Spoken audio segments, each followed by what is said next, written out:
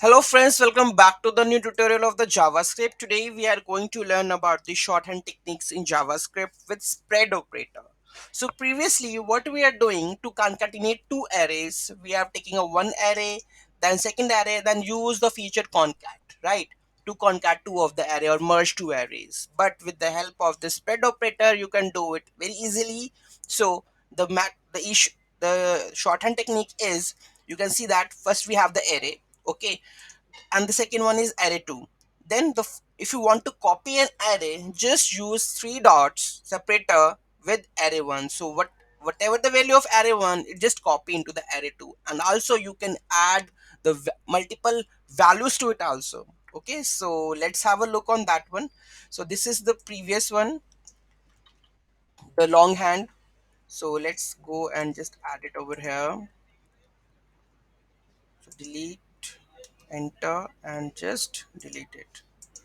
Okay, so here you can see that array 1 is this, array 2 concatenate. If I go and just print the console.log,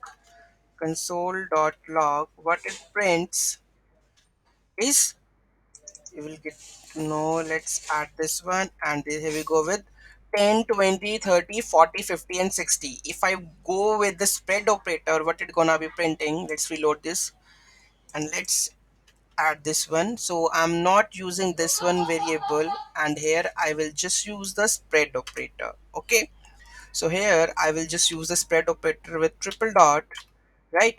And it's to be array 1, L is I guess wrong, array 1, comma. So I will add values 30, 40, 50, comma 60. Let's check what it's print. So here you can see the 10, 20, 30, 40, 50, and 60. Okay. First, I have copied that array with the spread operator, and then I will add the values to that array. Okay. So here you can see that you can do that with the spread operator, right? Very easy, shorthand, and the ECMAScript syntax. Okay. So this is the first one. If you want to concatenate two arrays, so you can do the same way, right? First array, then second array, then third array, then fourth array. You can do the same way, concatenating the arrays, right?